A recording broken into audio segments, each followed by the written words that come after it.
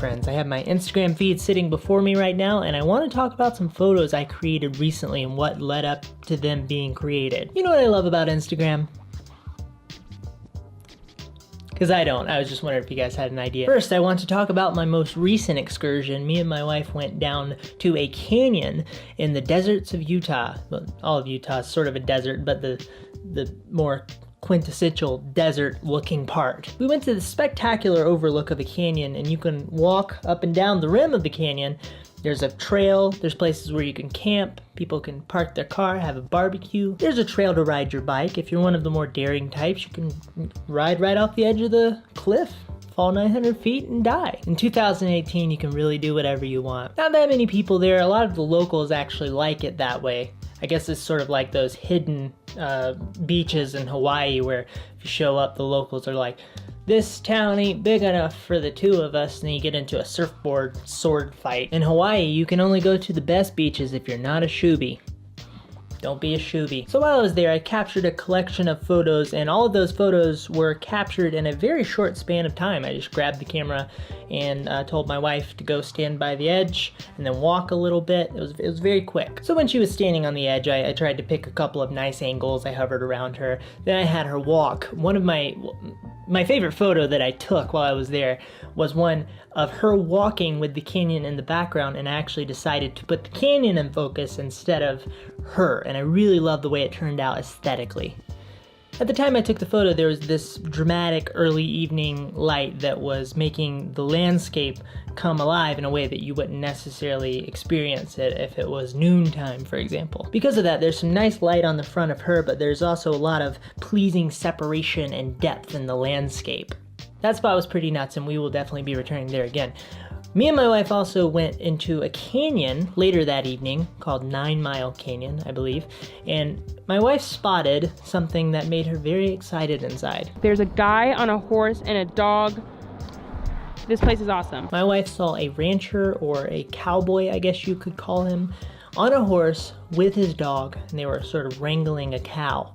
And she lit up with excitement. She could not stop focusing on whatever they were doing. She wanted to go meet them. James, get me a horse immediately. Her face was covered with joy and happiness, which was a lot of fun to watch. She has these random things that just get her really excited. We decided we would go over and say hello to this person, and we also needed some information about the area as well. I took this photo of her meeting, I guess, the most interesting person she's ever met, and I really liked the photo. I liked the light. I like how there's this nice cool feel to it. It was late evening. I love having the elements of the car in the foreground as a framing mechanism. You know I love my framing mechanisms. The sky had a really nice color to it. Part of that was because of the fact that it was a nice evening sky, and part of it was because of the way that I edited it. But it's a great example of the dynamicness of light and how it changes all throughout the day. Reportedly, the rancher was very nice. The rancher's horse, however, was not very nice. As for the dog, we don't know. We weren't able to get an interview with him. I took another photo recently at one of my favorite spots. It is a mountain biking trail that sits on the edge of a hill. The hill is rather bald. There's just short grass.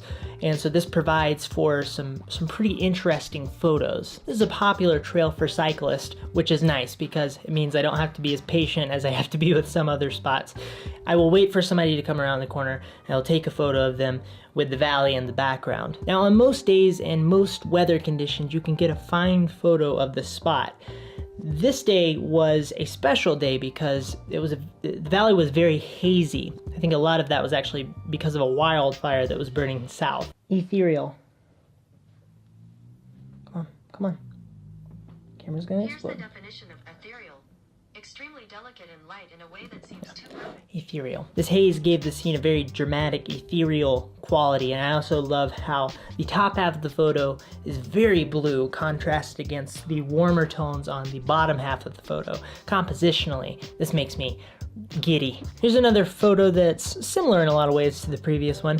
This is a cyclist at the mouth of a canyon. He just finished his ride down the canyon, which is much easier than the ride up the canyon, I presume. Crazy people. But I've learned that if I want to take photos of cyclists in the canyon, one way to do that and make it as easy as possible for myself is to drive my car until I find a cyclist, pass them, stop, let them pass me, And then I may rinse and repeat this a couple of times. I followed this guy, I stalked this guy vigorously all the way to the mouth of the canyon and ended up capturing this photo, and it worked out quite nicely. In terms of the stories behind these two photos and what makes them so interesting to me is that they are pushing themselves. They're being active, they're pushing their bodies, they're growing their ability to tolerate discomfort, endurance. I love that. I love capturing that, and I think it's a good idea with your own work, whether you're making photos, videos, designs. What's the compelling nature of the story behind it? Why are you doing it? It's a good compass to gauge if your work is meaningful to you or not, or if it's just a pretty photo for the sake of being a pretty photo. I've chosen to leverage the very active population of Utah, the cyclists, the climbers, the joggers. These are people who see the value in tolerating and welcoming challenge into their lives. They see how it grows them as a person. And I love that, and I want to capture that, and I want to share that story. Following in that same vein of challenging yourself and doing something that you have to wear a helmet to do, I took a photo of a climber. This is probably my favorite climbing photo I've taken thus far, although I hope I don't plateau here. I hear that one of the moons of Uranus has a cliff that is 12 miles high, so that's the next spot I'm gonna hit. I love how this photo came together. First off, you have a girl wearing light clothing, which is fantastic. That's not always the case. And you have dramatic light hitting a very dramatic and dynamic rock face that's going all sorts of different directions. There's a sense of contrast here between the hugeness of the cliffs and the smallness of her. You get a sense of how far she still has to go. There are a lot of elements in this photo that come together as points of context to help tell the story around this girl. It's interesting, the reason I'm so far from the climber in this photo is because there's a road and then there's a large embankment you have to climb just to get up to the point where you start the scaling of the rock face.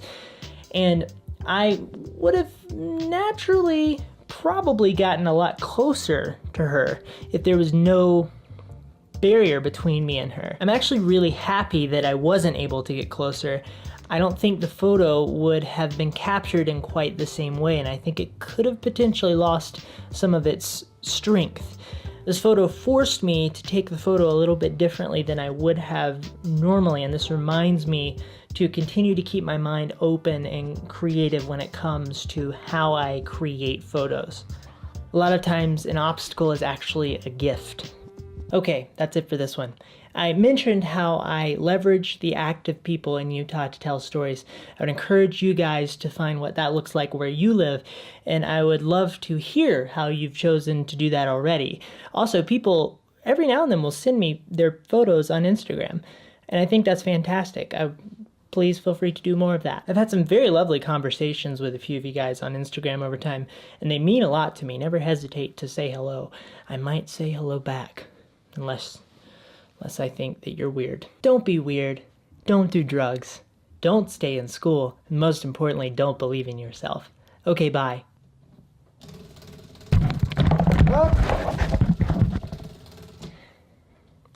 Stupid